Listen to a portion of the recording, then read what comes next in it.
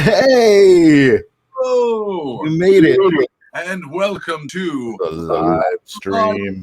of Consciousness. I said we weren't going to do that anymore. We don't really need to, It's still kind of cool if you want to, but. Well, I mean, I guess it's What's happening, Jesse Blaze?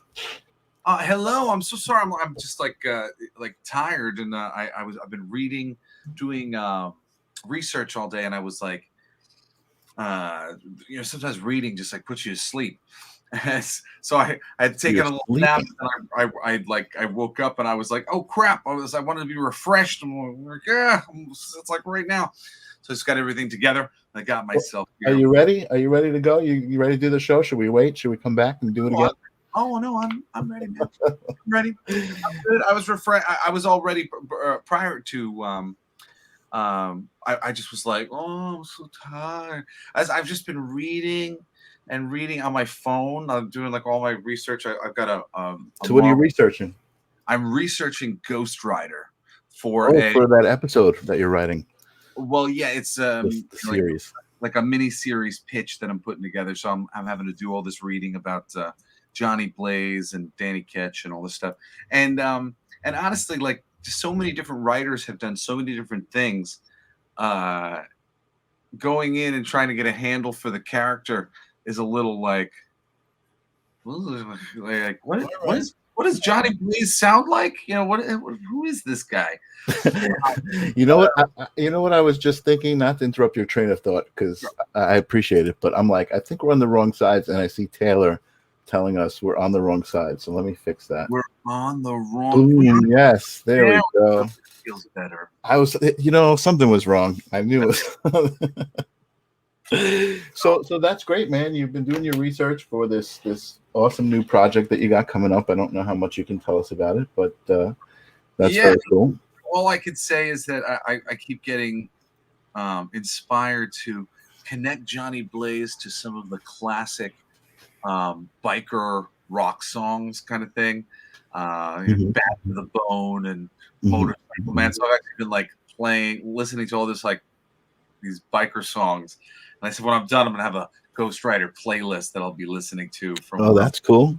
And my dad's cool. Very current. They're tying in all sorts of media with that kind of. Yeah, and my dad's been giving me extra stuff. Ghost Rider in the Sky was a new one suggested to me. So. Nice. Good songs for my Ghost Rider playlist. Feel free to reach out to me and be like, Jesse, what you very cool. So I've been watching a lot of content, and I feel like we, that intro that we do. All right, no big deal. We don't have it together, but we should just always talk about the fact that the live stream of consciousness is sponsored on the Rams Network, which we usually do, which is twitch.tv/Rams Network. And that's Rock Against MS, and Nancy has inspired us to kind of keep going with this show, because when she saw it, she said you guys should be, doing different platforms. So now we're on 3 platforms. We're on YouTube, on Jesse's YouTube channel, which is youtube.com/watchjesse. We have our own Facebook page, so we're live on the live stream of consciousness on the Facebook page, and we are just freaking kicking ass with some amazing guests, having some amazing conversations, putting out some amazing vibes, and that's all I'm going to say. Yeah, no, I'm just so proud that we continue on. We're persevering, doing this thing like we do, and yeah, I mean, we're approaching doing like a loop around the sun. I mean, now if we included the universal law classes, I think we're getting to like a whole year, of doing this stuff. So 21 episodes, and that's only since we started counting. Yeah, crazy. Yeah, it's true. So what's your week been like, my friend? I had a crazy awesome week. I was actually, first time in a while, I got away. I went to Colorado with my girlfriend and her son to visit her parents. She grew up in Colorado, so it was kind of cool. We got to drive up Pikes Peak, which was kind of fun. Yeah, I know Pikes Peak. Yeah, it was unfortunate. I think the visibility was a little hindered because of the fires that are going on in Nebraska and California, I think. But we went to Red Rocks. We went to a place called Garden of the Gods, which was just Oh yeah. Amazing. Yeah, totally amazing. Oh, no. Oh, you know what? I actually do. I have a cool story also. We were driving back from Red Rocks, and we passed this place right here, Ewell Studios, and I was like, "Oh my God!" And the story behind that is this artist David Ewell. He's a painter, and he does motorcycles. He was a painter for Harley Davidson, so he does like old Indian motorcycles and Harley Davidson motorcycles. And he saw this motorcycle that he loved and wanted to put in a painting, and it was on the East Coast. He's in Colorado, so he asked the guy who built it to get photos taken with a model dressed in this steampunk style, and send them to him for reference. And so I was asked to do the photos, and the painting. I think I have the painting here somewhere. That was the painting that he did of the motorcycle and the model. And so you can imagine it was a great photo shoot, a lot of fun. And I passed the gallery and I was like, oh my God, I got to stop. So we went into the gallery. David Ewell is in Sturgis, but there's the photo that was the painting that's on the wall. And so David wasn't there, but his worker Woodrow helped me out and let me take some pictures and set me up. I took this cool 360 picture of me sitting there with the motorcycles that were in the shop. But it was a lot of fun. It was a good adventure, man. It was awesome. Serendipity. I thought it was like a alternate hockey league, the UHL. The UHL. No, Ewell. I'm like Ewell. That says UHL. Yeah, it does say UHL league. Oh, that's awesome. So yeah, so I had an amazing week. I know I spoke to you early in the week, but why don't you tell us about your week? I know it was it ended with on a sad note, but go ahead.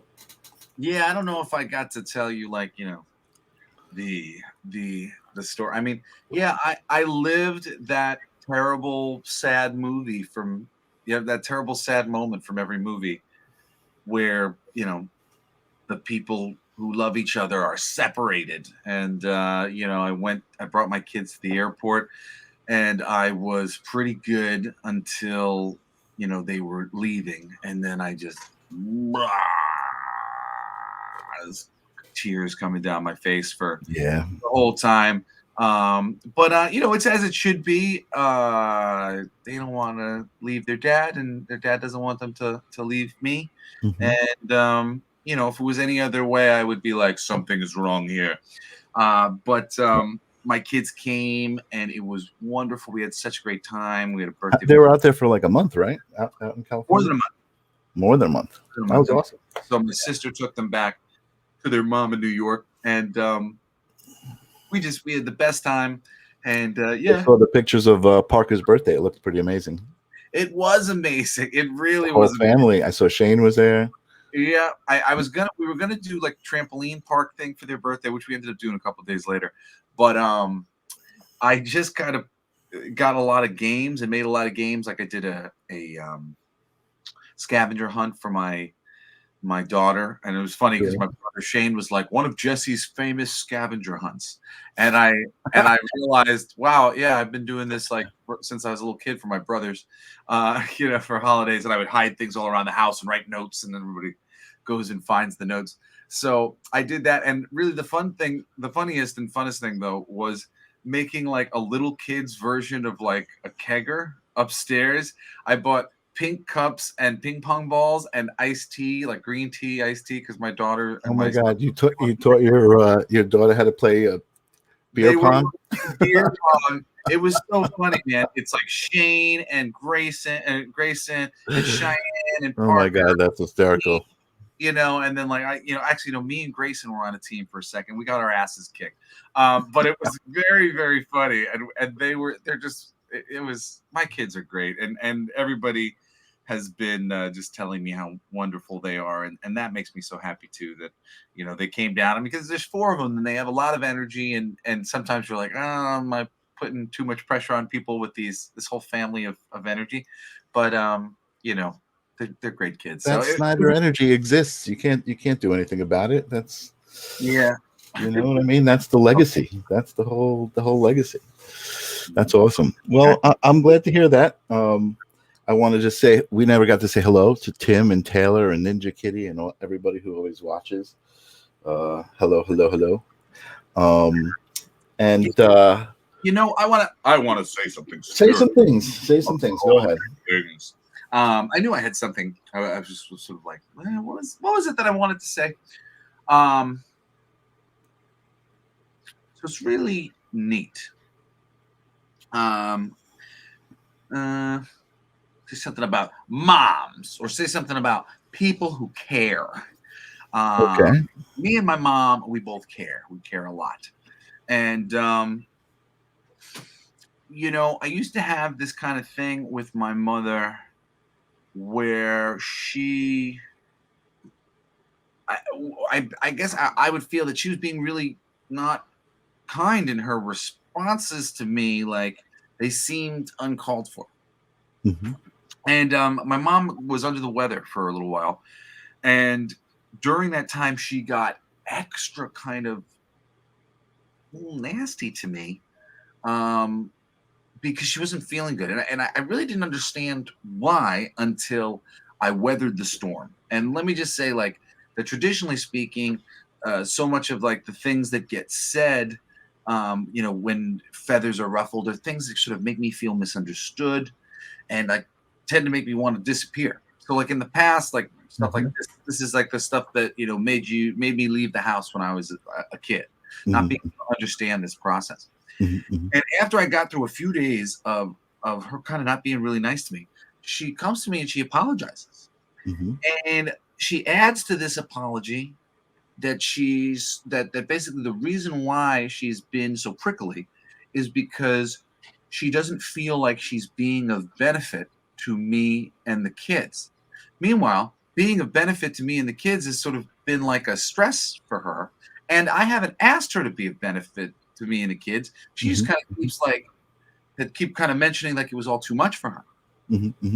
What I came to realize was that me and my mom are very similar, except my mom is a lot more bravado and strength, and I tend to, under the right circumstances, kind of fall into a puddle of, oh, that wasn't really nice and you hurt my feelings. And my mom doesn't go, oh, that wasn't really nice and you hurt my feelings. She goes, that wasn't very nice and you hurt my feelings. Right. And what I realized really in that moment was every single time she's been going after me like this, she was doing it because she felt like her ability to help the people around her was being stricken, or that her attempts to help the people around her weren't being noticed. They weren't seen. They weren't realizing. Right. You were telling me this. Yeah. Trying to do the right thing, and then it wasn't. You didn't appreciate it. You didn't see. In fact, you got upset with her. What are you talking about? I was here, and the only thing I was doing was the right thing. That was the only thing I wanted to do. So it really helped me. Because I would always be like, what the hell? I don't do this to you, Mom, kind of thing. Like, you treat me a way that I don't treat you. And I realized I have a similar reaction. It's not the same, and that's why I didn't understand it. But it's similar, and it comes from this place of love and frustration, and it comes from of course within her, not a problem within me. It comes from her internally going, I'm not doing enough. And when these things would happen, I would just always internalize it, make it about me. I'm worthless. I got to get out of here. All these things. And just weathering through this like moment led me to, kind of connect more deeply with her and understand where her frustrations come from. And ultimately, I just saw that my mom's frustrations came from feeling blocked from helping her family and being a part of her family. And so she's always been Suzette Snyder. She's been the main glue of all the kids, and we saw the show. We were talking about the show. So my kids crap one day, and I was just going like, you don't understand. This is so not cool what you're doing here. All I do is for you guys. I'm like, if we go out and there's something that Daddy wants to do, and then there's things that you guys want to do, and we haven't finished doing all the things you want to do, Daddy doesn't do the thing he wants to do. that's just how it works. My focus, my attention is trying to make you guys happy. And then when all of a sudden it's all blowing up in my face and you guys are fighting and You stuff. guys worked it out. Listen, you better work it out. We got her on the show next week, don't we? No, well, what I'm saying is that's exactly right. this thing that I'm dealing with these kids. Like I started crying to my daughter. I said, oh my God, I'm gonna apologize to my mom, because it's the more freedom and sweetness you give somebody. My mom was always very hurt by how interested we were in my dad. And my dad didn't really give us the time of day as kids, to some degree. I mean, he did, he liked to play and stuff. But I mean, compared to my mom was very available. And then my dad was just a little bit more aloof and busy and, doing things. And my mom would always be like, why, everybody wants to hang out with him, but I'm here. And I'm like, come on, hang out with me. Let's go to the beach. And you're not interested. And I could see that little thing of like everything she did was a thought for us and trying to like build the world for us and make us happy and stuff. And then when there was disharmony, even like, you're depressed, I built my entire life out of making you not depressed. You can't be depressed. Like the parents go, oh, this problem is my problem. I did this. So it was really a very important lesson for me in appreciation, and and by the end of it, it was great. I mean, appreciation on both parts, because I kicked ass, and I mean, like with my kids, and I'm super dad. I am. I'm a really good dad. Yeah, I love watching you with your kids, for sure. And I was on top of it, to a ridiculous degree, because I was like, I don't want. I'm a single dad, and I gotta make this happen, and it's not gonna put any strain on anybody else, and I got this, and it's not gonna be a big deal. And initially, just as my helpers we're like, oh, this is a lot and whatnot, I was feeling very plussed. But by the end of it, it was just, like my dad just came into the room today to be like, just great job this summer, and it was great, and we did everything, and and it was so, but it was a lot. It was a lot of stuff, and I was just like wall to wall kids. And I think your whole family needed that, though. I mean, we did. It was. So I'm so happy, and really, I feel at peace with my mom. Really like sort of like the thing within our relationship that I had always kind of taken the wrong way. I finally got figured it out, a new perspective, the right way, and I went, oh, okay, like. That's great. And I'm not mad at you about, like, I'm granted, I've forgiven them for every little trespass for forever. But just in terms of real deeply going, oh, I get this. That's not a big deal. All right, what are you gonna do? Water under the bridge. It is. It's really nice and freeing. So I mean, I'm so grateful for this summer, and happy to just be moving on to new things and writing, and like I'm like my kids. Yeah, I'm excited for the projects you got going through.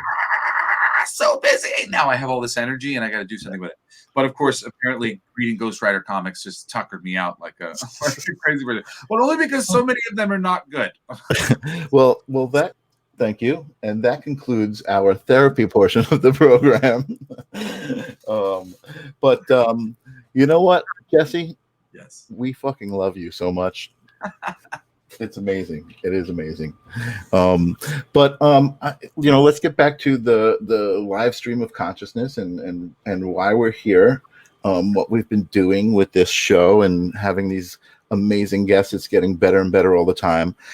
So I'm going to do a little introduction because you haven't met Alicia yet, but Alicia is an amazing human being. I met Alicia. I was learning how to do these live streams that we're doing now, and I was doing it for a wellness center. They were trying to kind of raise money during the pandemic, when they couldn't have people in. And I met so many amazing people. And Alicia came in one week to do a meditation, and she's like this tiny little beautiful woman, but this huge amazing energy, and just her smile, it just lights up the room.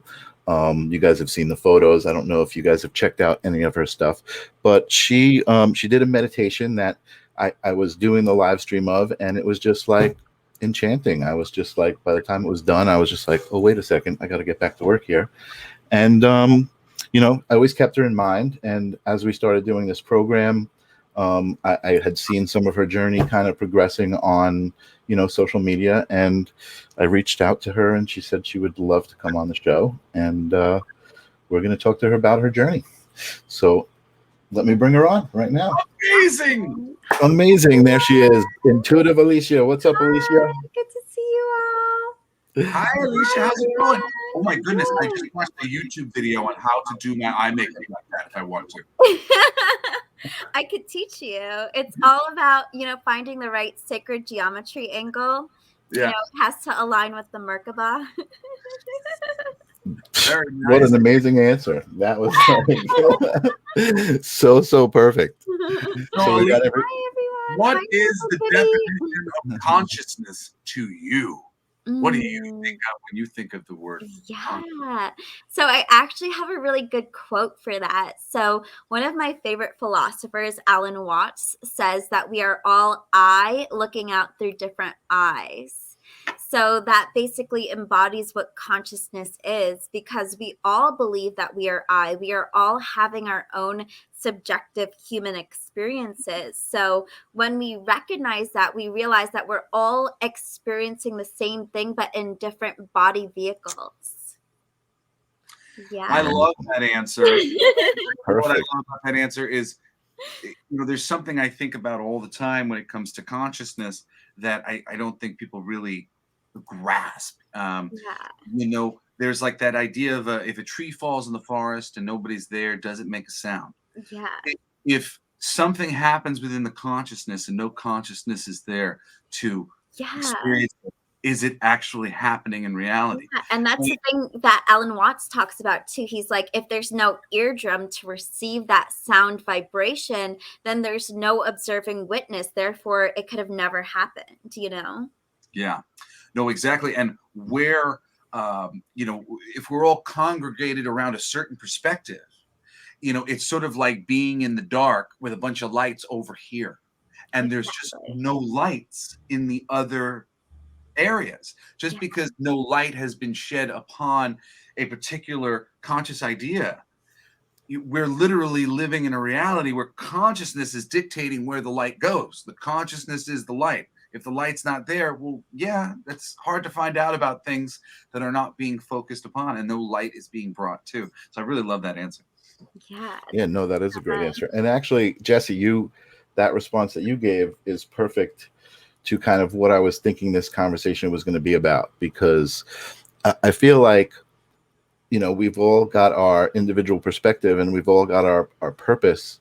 And I guess I was thinking about it because the guests we've been having on the show, it's like every guest we have has their own amazing light, and you can see how it's supposed to be spread and shared with other people, or at least I can see it, and you can see it, Jesse.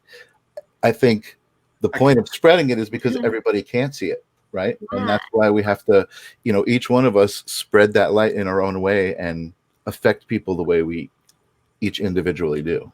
Yeah, and actually it's funny because, Alan Watts also talks about how the universe is basically a quilt where we all have sort of like our own unique energy signature. And even though it doesn't seem like it goes together, somehow it meshes together, by the threads.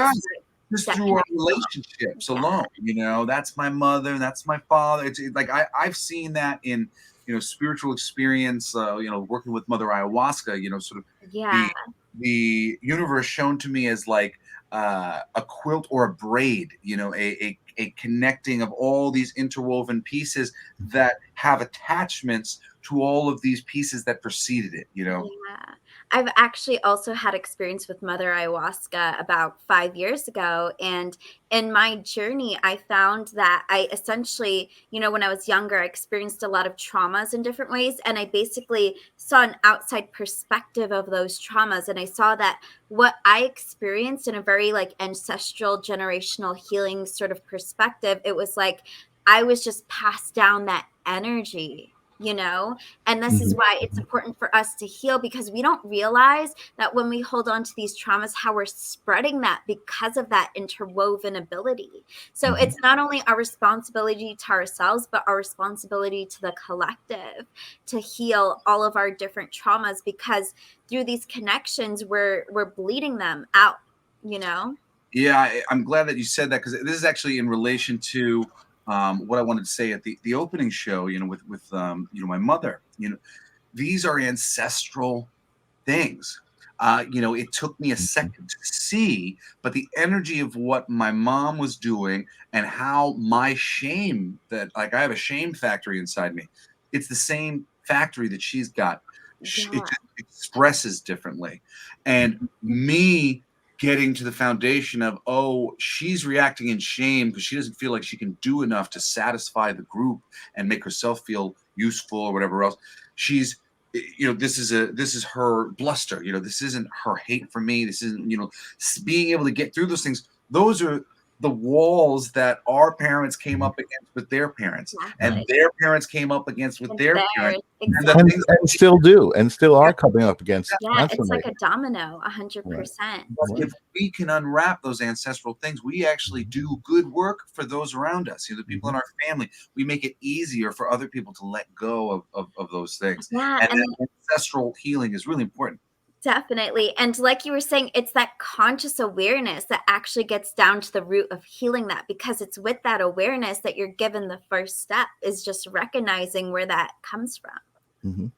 Yeah. Exactly. Totally. So can I ask you, Alicia, what drew you to meditation?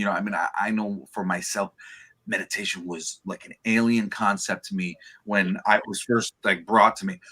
You seem pretty energetic. Was it a natural thing? You're like, oh yeah, I'm gonna go sit around and meditate. Or, how did you get to the point where you were like, you know what, I gotta meditate. This is for me, and I'm gonna teach other people to do this too. So it's funny, because if you met me 15 years ago or 10 years ago, I was an entirely different person. I actually experienced a lot of depression, a lot of anxiety, suicidal thoughts, and I was on the edge of my life in a lot of ways. And I embodied this energy of depression in so many ways, and it was it was such an integral part of who I was that I didn't know myself without it. And it was through this healing process that I discovered the beauty of meditation and mindfulness. And initially, I had gone to different psychologists, and their immediate initiate reaction was prescribing me with medication, And I feel like so often, what'd you say? So that's pretty much the usual reaction. Yeah, that's very common In our Western society. Yeah. 100%. So they were prescribing me with Lexapro and like all these really hard medications for antidepressant. And as I was leaving the psychologist's office, I actually ran into one of my philosophy teachers, and philosophy was always like an integral interest of mine. And she actually had this book called Pieces in Every Step by Thich Nhat Hanh. And they had just finished prescribing me with the medication. She just so happened to be there. So I basically told her, I'm going through a really difficult time. She looks in her hand, and she was holding this book, and she was like, I think this book is for you. So she gives me this book, and it's basically about shifting your mindset, shifting your perspective to be more present, and finding the gratitude in every moment of your life, and shifting your perspective. And I kind of dove into this book, and I found so much healing in that, And it was so beautiful. And I feel like Totally. I chose the road of like inner healing and inner work rather than like external medicine, Right. That's exactly what we're talking about here all the time. It's again, you and Jesse and me, it's like seems so simple, but it's like, you look around and you see people struggling with those same issues that you were struggling with, the same issues that we were all struggling with, self-love, you know what I mean? Just the most simple of them all. And gratitude, gratitude is like, even when you're a grateful person, the sort of like, there's gratitude where you feel it, and there's like a shine on everything. And you're like, you really, and then there's gratitude when you're kind of like going, I get this concept and I should be grateful.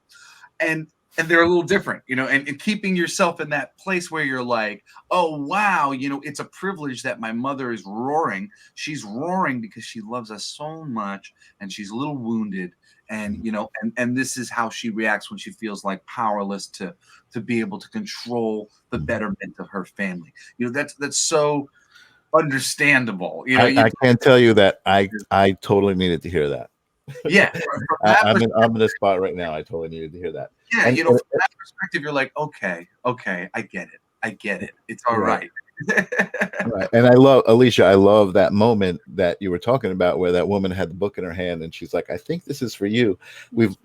I know I have experienced that, for sure, where it's like, you just asked me that question for a specific reason, or we just, some certain experience was like, that happened for a very specific reason. You know what I mean? Yeah, and I say that's like divine alignment, and you have to be open to it on a certain level. I feel like from that moment that I left that psychologist's office, I knew that wasn't the answer. And I kind of said to myself, I know this isn't the answer. And that's when the universe kind of opened up that pathway, like, hey, maybe this is your avenue towards healing.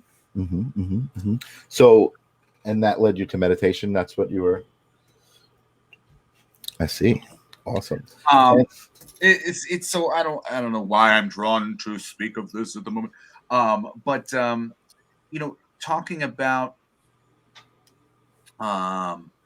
being offered alternative ways to heal oneself, and then going through that, that versus that mental path.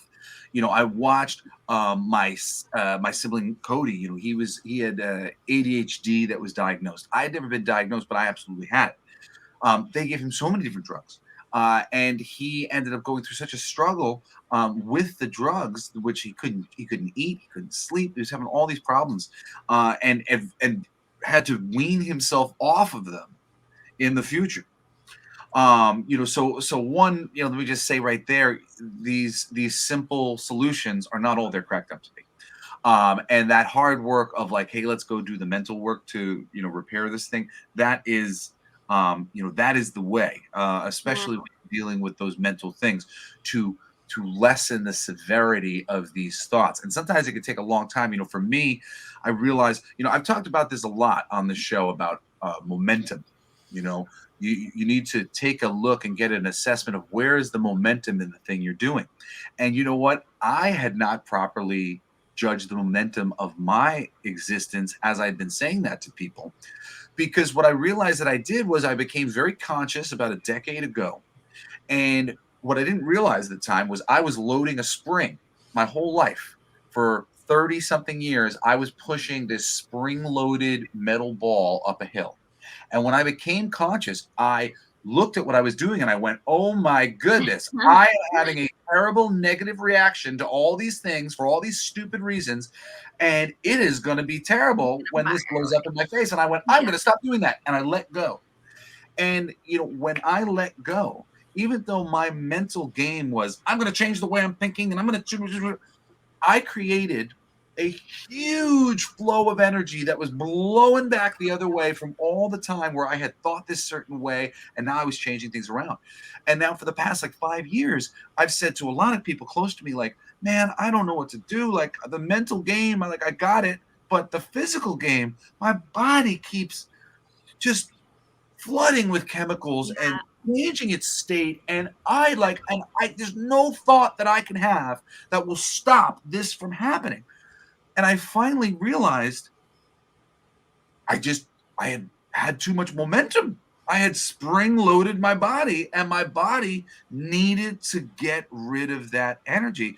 And now I actually start to feel it less in my body. And it's nothing that I've done mentally. Nothing new has taken place. The only thing that's happened is enough time has taken place where all that momentum, all of that charging of, I don't want it to be like this, I want it to be like this, or whatever resistance I was putting into it, finally has taken its course and calmed down. But for a while, my body was reacting basically like, somebody with post-traumatic stress. I'm not afraid. I'm crying. What's wrong with me? I'm not crying. You're crying. You can't control the energy that you've built up and created. 100%. And it's that surrender that kind of allows you to enter into the gateway of that healing, And I think that's the most powerful part of healing is just really allowing yourself to step into it. Yeah, well, no, absolutely. Yeah. So what was your first meditation like? And was this book that you were given, was this filled with meditation suggestions or what? Yeah, so it's filled with mindfulness kind of suggestions and things like that. But actually this question like kind of brought me to one of the most profound healing experiences of my life, and it's like a form of like meditation that I went through this. It's called psychic surgery actually. Yeah. And I did it with one of my mentors, Lynn Laborde I Eastman, love and that. she's Yeah. such a powerful person. So this was when Soma Life was back in Huntington. Mhm, And mhm. essentially what happened was I had experienced a lot of childhood traumas in my life. And this was like a lot of the bulk of what had caused me to have depression. So I was looking to basically like move out of my parents' house, but it felt like I was stuck. Like whenever I tried to like leave, there would be something that happened. And then one day I called Lynn crying, like sobbing in tears. And I was like, I don't know what needs to happen, but I need to heal somehow. And she was like, that's all you needed to say. Just come over. Mhm, mhm. So I came over to her house and she essentially put me into this deep form of meditation. And essentially, in that meditation, I was able to pinpoint the trauma that I experienced that was making me hold on to the situation. It was because I was unhealed that I was unable to move forward. So essentially, in psychic surgery, what you see is like a somatic energy blockage within your body, and then you go into the blockage and you see all these words that have come up because of that situation. So it was like unloved, uncared for, self-doubt, like all of these words, low self-esteem, low self-confidence, depression, anxiety, everything that was impacting me was like in this energy ball. So I just in the meditation keep consciously acknowledging it and releasing it. And when I come back from the meditation, I literally felt so much lighter, and I literally felt like an object leave my body. And it was one of the most profound things that I've ever Wow, experienced. that's crazy. Yeah. And it was so wild because like 2 days after that, I had gotten a call, like basically it connected for me to like move out of the house. But it was like I had to heal that before I could Mhm, leave. mhm, mhm, mhm. It's interesting, I said um to my father, I'm staying with my family in California, for the betterment of our relationship, but at the same time, it it doesn't always feel that way. Sometimes you sit there and you're like, okay, like I don't want little stupid circumstances to change the way I feel. And I was talking to my dad the other day, and he's like, well, there was a moment where I moved back with my family for a moment, and it wasn't comfortable, and I didn't really like it. It kind of pushed me out, and that's kind of a good thing. And I said to him, I said, no, I really need you to understand the very high level thing that I'm trying to do here. This coming together to be with you guys with the intention of leaving, I've done this before. This is what every person does with their parents. And in previous times when this happened, I felt pushed out, and I felt all of these things that I am attempting to put away, dissolve, and never have haunt you or I again. Mm, Like it doesn't matter if you pushed me out the door and went, get out of here tomorrow. That's all cool. It's about how I feel about it, and that I take it right. And I leave here going, oh, I'm so grateful that I was able to go and spend this little time with my family, when, I was by myself and a single guy, and, and I could spend time with them and reconnect in the good way, and not be focused or driven by this thing or that thing, mhm. because it's how we feel about it that does trap us. What you're illustrating with, like, I wanted to get out of my parents' house, but for whatever reason, literally every time I did it, something would get in the way. You know what I wanted to be? I wanted to be a rock star. Since I was a little kid, I wanted to be a rock star. I wanted to be a rock star so badly, just to prove that I was of an equal person to my father, who I just always viewed as being gigantic next to me when I was little. But I wanted that so badly that every single time I tried, something would get in the way. And it was because I wasn't healed in that way of 100%. needing the control, because of the way that him being a rock star made me feel as a child, like that, not being healed, not being safe with that. Now that I've healed those wounds, those things don't like, that doesn't really exist for me anymore. But there was a moment where I knew what I wanted, but I felt like I was smashing my head against an invisible wall. Yeah. And that's exactly what it is. It's funny. Someone in the comments said, I don't understand how most of this works, but it's fascinating to listen and hear about it, right?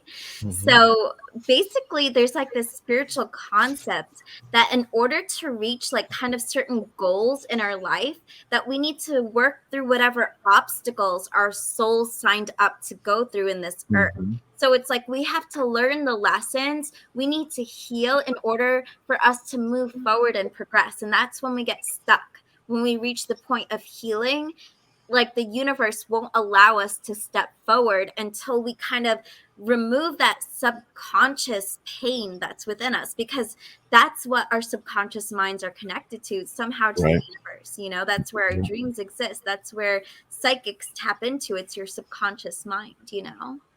Well, and Totally. think if the universe had given me what I wanted with a gigantic chip on my shoulder, like running into that situation unhealed, and now he's a rock star, but am I like an egomaniac, or am I weird and depressed because I'm not a rock star in the way I want to be? And like I didn't even know what a rock star meant. Like I wanted to be what my father was, because essentially it was like somebody said, "Your dad's a human, you're not." And I'm like, yeah, I am. I'm a human. I'm a human. What are you talking about? He's a human. I'm a human. We're both humans. They're like, nope, human, subhuman. And it's that simple when you're a child and you're told this person has this thing, you don't. Yeah. Wanting to get a thing Absolutely. because it's different, and that if you're not, but when you're not at peace, I don't think the universe is so, Right. It's interesting that you addressed that same thing that Taylor said. I don't understand how most of this works, but it's fascinating to listen to and hear about. The thing that's important to remember is that it's different for every single person. All of these stories that we're telling, all of this energy that we're talking about, it's even though some of the stories may sound like, oh, you had depression or you had some of these similar things, the way that the energy is received and returned is different for everybody. And I think that's what's prevented me from going out and trying to say, oh, I want to heal other people, because I feel like everybody's got to find it on their own, and that's just me. And I personally see a lot of my friends who are healers like yourself, and how they do affect people and how people are drawn to them, and what they get from those people. I mean, Steven Durante, Steve, he's one of my great friends, and I've just watched him over the past 10 years. Just, people come to him and leave away from him different. I mean, there's an energy exchange that is very significant there, and that's what we talk about all the time. Anytime I'm not going to get into it, but I'm also right now having some problems communicating with my mom, and that's why something Jesse said earlier, I was like, oh, you know what, I needed to hear that. And one of the things I said to her recently, which again I don't know if she's receiving it, is this: every interaction you have with another human being is an energy exchange, and you are in control of that energy. You're making the choice. Am I going to be upset and angry with this person, or am I going to take a deep breath and calm down and not put that energy into that exchange? Because that exchange is, like you were talking about, that's part of the collective. That's a moment that two energies are interacting with each other, and if you're aware of the energy that you're putting into the situation, it's such a more pleasant experience, right? I mean, that's what I feel like I'm drawn to, thankfully. Like in my later years now, most of the people I'm around think that way and act that way, and that's not a coincidence. That's the energy that I'm putting out there. Absolutely. And you can't knock inspiration. And I mean, and really, I think that's what we are here to do, to help each other in lots of instances. And granted, there are times where we do need people. You do need people to come and do a thing for you that you couldn't do for yourself. But we were talking about before about like perspective. where we got What you got there? two groups of people, right? I got one group, there's like 3 dots around it, and then one group's got a lot. Here's traditional medicine. Here's meditation. There's 3 people, but it's about perspective. So if these 3 people go, oh, you know what I've been doing? It's been working for me. Meditation. All of a sudden, those other consciousnesses are like, oh, let's bring some light over to meditation. And really, that's what we do by pointing at everybody's story, even though they are so different, but it just is bringing consciousness to these other universes, these other experiences that people are having, and these other paths. Similarly to, Mackenzie. And Right. this is really what I wanted to say about what you were saying, about what she was saying. In her story, the most important part is her going, I want to do something about this. And her doctor goes, that's all you needed. I was just waiting for you to say, I consciously choose, I would like to do something about this. I don't care. Just want to change. And I've had, said that to myself so many times, like, I don't care. Something's got to give. Mm-hmm. What can I do? And that surrender place is the place where all of a sudden new possibilities open up. And, Mackenzie, who is one of our viewers, with her daughter Addie, watching and looking for new possibilities. All right, I surrender to the possibility that this might be true. All right, and then all of a sudden, there you go. You learn some new things, you experience some new things. Once your consciousness is willing to walk over to that other possibility, those things don't happen until you consciously go, all right, well, I accept that this might be a thing, and then there it is. Absolutely. No, absolutely. So, Alicia, we like to have guests like you on because, again, you are kind of in service to humanity, right? I mean, you just are who you are, and I would love for you to tell us what you got going on, what it is, because it took a while, all these things, all the story that you told us, but now you do these wonderful things, you share this wonderful energy. So tell us what you do, where we can find you. I know I have your website up here. Yeah. Mackenzie is sending us love. Thank you, Ken. Thank you so much. We always love you there. Yeah, so there's actually a few things that I've gotten into now. So one of my main things is that I do psychic readings and hypnotherapy healings, and I really help people to overcome different traumas in their life. Even on the level of like a psychic reading, I help them to kind of unpackage different things that they may experience and connections to what they're experiencing now in this lifetime that might reflect a trauma that happened in their childhood, because that often is what happens. Mm-hmm. And then I also do digital marketing as well. So I design websites for entrepreneurs, spiritual individuals, light workers who are looking to get their message out there. And I even have my own mentorship program to help individuals really step into their power and learn about how to basically energetically connect whatever their unique offering is to their audience. Mm-hmm, mm-hmm. So you specifically, again, you and I were talking about this earlier, are drawn to other light workers who kind of may need help putting together a website or, Exactly. Kind of understanding the importance of having their own image out there, you consult with them and stuff. Yeah. I mean, that's, we talked about that. We have that in common. I love that. I love being able to take someone who may be shy and take photos of them, and they're just like, whoa, that's me. I remember working years ago. I did a shoot with Anna Miranda down at the beach, and it was just, it was, I would go home with the photos and I would be inspired to work with them and like put the galaxy in the background and do all these, so fun. I love these cool things. Yeah, it's a lot you of get fun. to channel that energy of whoever that person is, and that's what it's about, Yeah, you know what? And that's I totally agree with that. What you're saying there. I had an experience. Do you know Karen Garvey? Do you know Karen? No, I'm not familiar. No, Karen Garvey is someone who we've mentioned on the show before. She's a speaker. She has these weekends and workshops where you kind of go through different exercises over the weekend.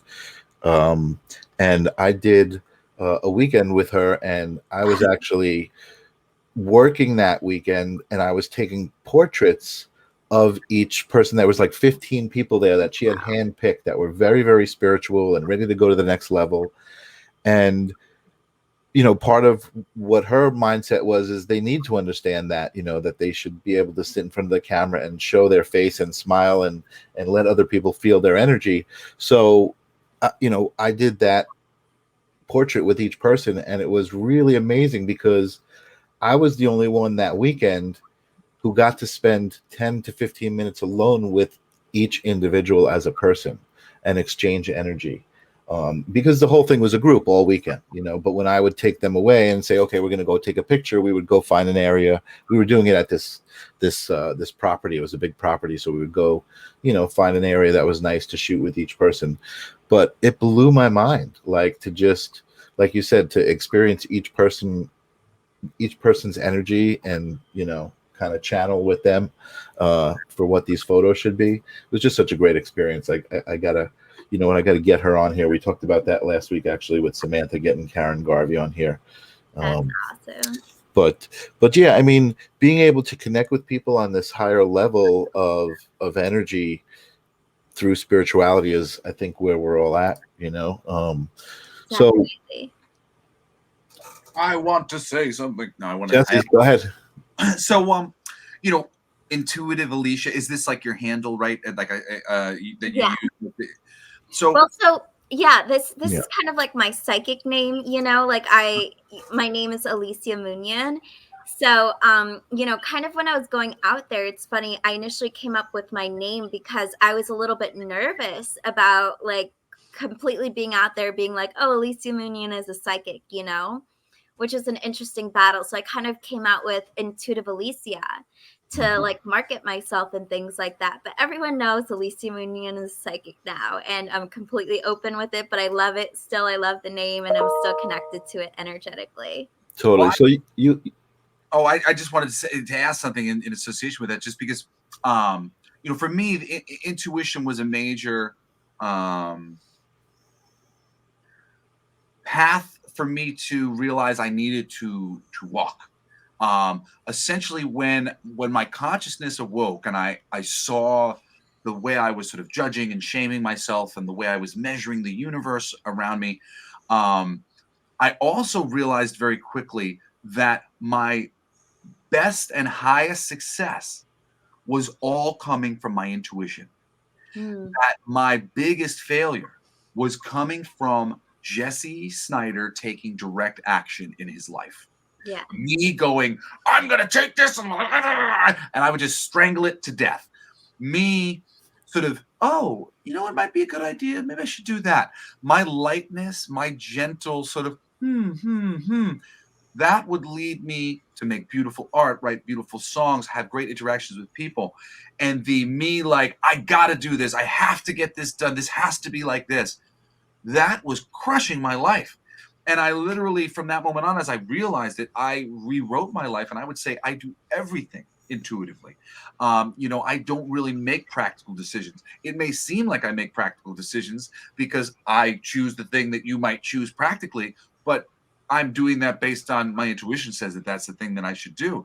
Yeah. And I'm much happier living that way now and much more comfortable. But it took a long time for me to be able to trust on any level that I should just know something for no good reason other than I do. And, I would love to hear what you have to say about connecting to and building up your intuition, considering you went, I'm going to call myself Intuitive Alicia. So obviously, great question. Connection to that, intuitive thing. And how do you make yourself more intuitive and open yourself up to getting that good information? Yeah.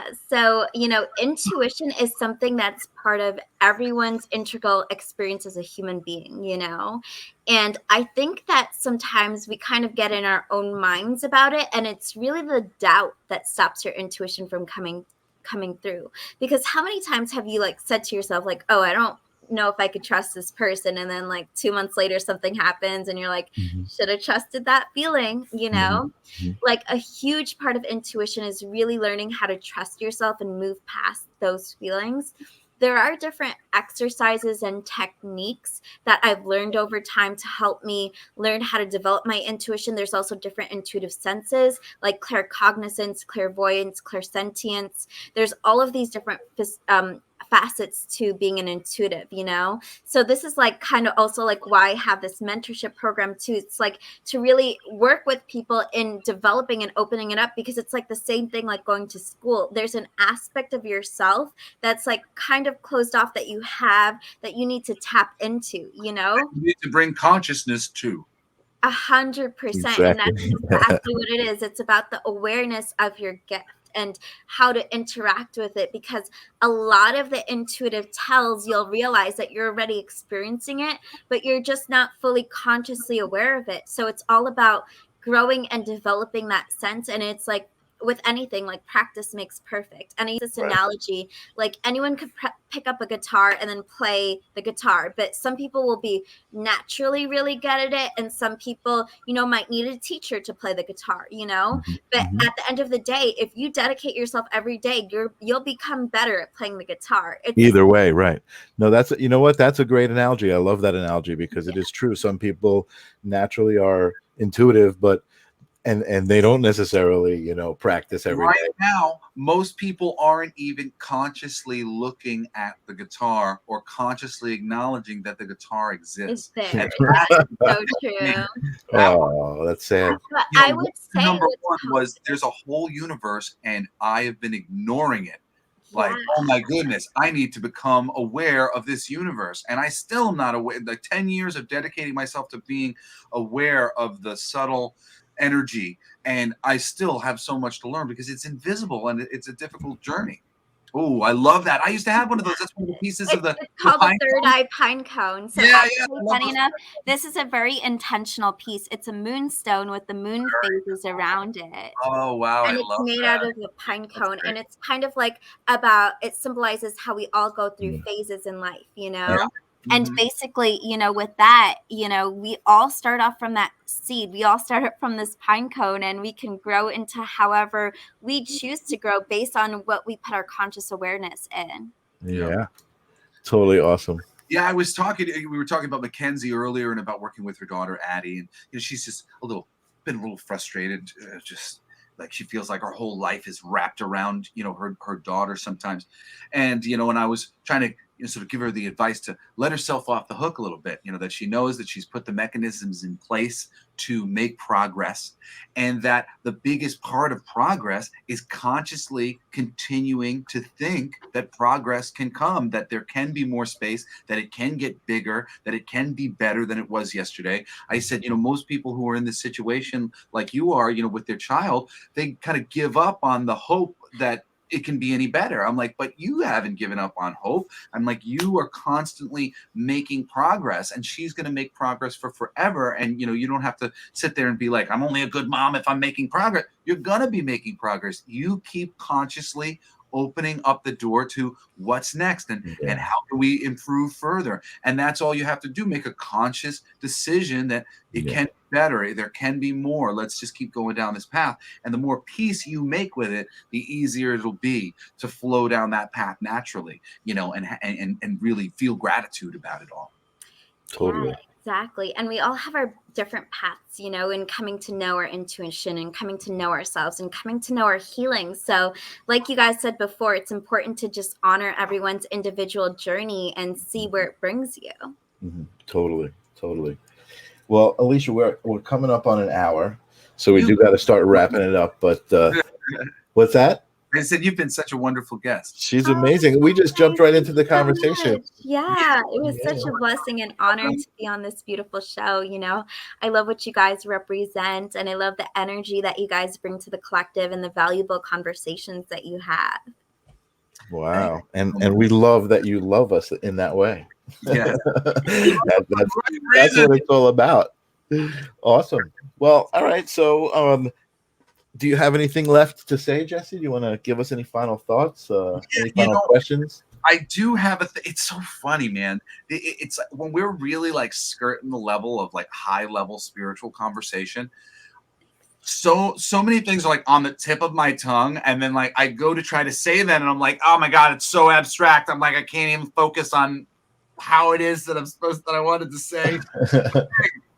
What do you have to say while I remember my thing? Because it keeps falling out of my head. This one thing that I want to say, which is a really good conclusion. Let me see if I can get it back. Well, I mean, I'm grateful also that we have the opportunity to bring the people on that we do, and that, I mean, I was grateful in the first place to even know them, and then we started this thing, and became a platform. And man, social media in my head was like such a evil battleground for such a long time, and this platform helped us change it, for the better. I think now we're making connections instead of making division, and we've been talking about that, and it came back. I can see it in your face. No, almost, maybe you almost got it. I got it. All right. It's funny. It's so simple, which is why I keep losing it. But in order to explain, lead into it, it's sort of like an abstract thought. But hey, look, here on the live stream of consciousness, every week we have a friend of ours on, and we ask you to think about life and your interactions with people in the world in a more conscious way, and to connect to this one entity that we all are a part of. We're all representative of this one thing, and I want to warn you. We tend to compartmentalize when we're younger, and then as we get older and wiser, we start to realize how similar all of the problems and things and systems, everything's very similar. So all of a sudden, then we start to like compare and contrast, and then everything becomes kind of like, oh yeah, that's an industry, just like this industry, just like this industry. Oh, that's a fruit, just like this fruit, just like this fruit. That's an animal that goes on a farm, just like that one, just like that one. So we make all of these little areas, our relationships, society, whatever. And you know what? When you're like that, it's actually easier to not completely demolish and stress yourself out, because it's all compartmentalized. There's this thing, there's this thing, there's this thing. They're not related. When you do become conscious, you start to kind of weave them all together and see that your bad reaction to food is just like your bad reaction to relationships. And it's just this subtle level of energy that is spurning you off.